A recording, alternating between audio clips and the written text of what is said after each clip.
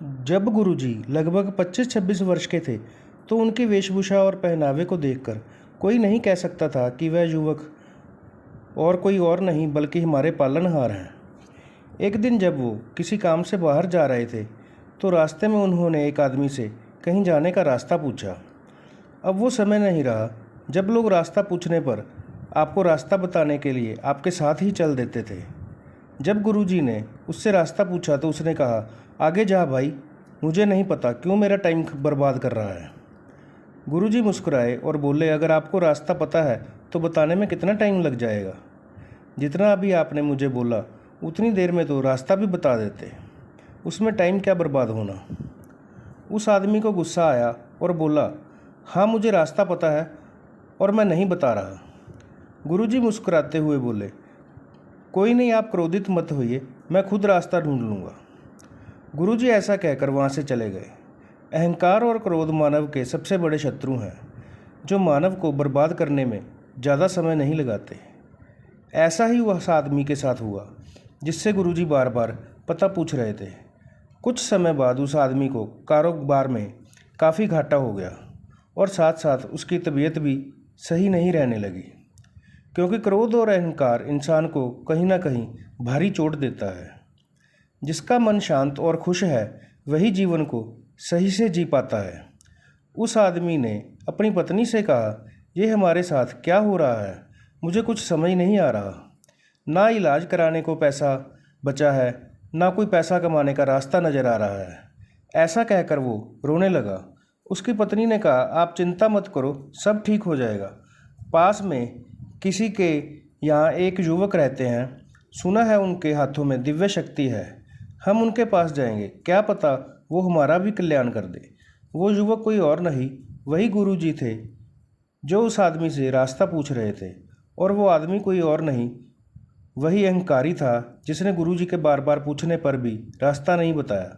गुरुजी हमेशा कहते हैं कि रास्ते में कोई भी मिले और वो कोई भी मदद मांगे, और अगर आप उनकी मदद नहीं कर पाओ तो उसे कठोर शब्द मत बोलो, उनका अपमान मत करो, क्योंकि क्या पता कौन किस भेष में मिल जाए।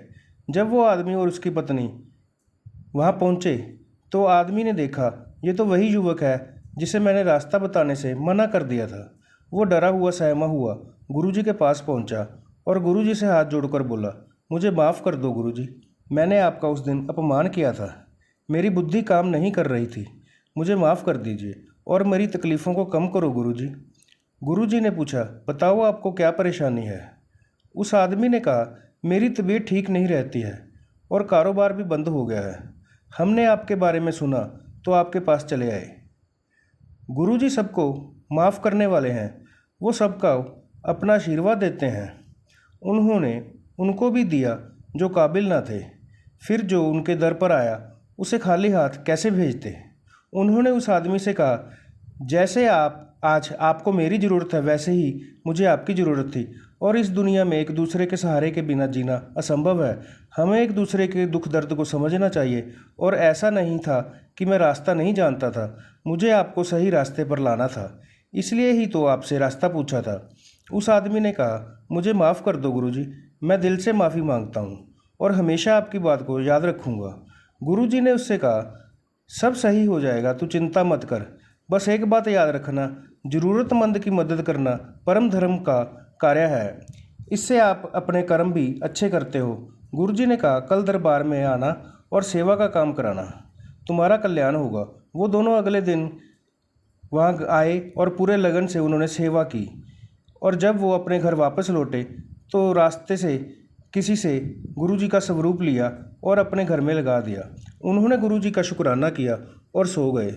सुबह जब वो जागे तो उस आदमी के फ़ोन में एक मैसेज आ रखा था जो उसके ही दोस्त का था, जिसमें लिखा था, मैं एक फ़र्म लगा रहा हूँ और मैं चाहता हूँ आप उसके सुपरवाइज़र बने, क्योंकि आपको उस फील्ड में काफ़ी अनुभव है, मुझे आपके अनुभव की ज़रूरत है। और जब वो अपनी लीवर की रिपोर्ट लेने गया तो जो कल तक बहुत फैटी और इन्फेक्टेड था वो बिल्कुल सही आ रहा है। उसे समझ नहीं आ रहा था कि मात्र 24 घंटे के अंदर अंदर उसका जीवन बदल गया। उन्हें पता चल गया गुरुजी हमसे क्या चाहते हैं कि अहंकार को छोड़कर दूसरों की सेवा में लग जाओ, बाकी सब गुरुजी पर छोड़ दो। जय गुरुजी।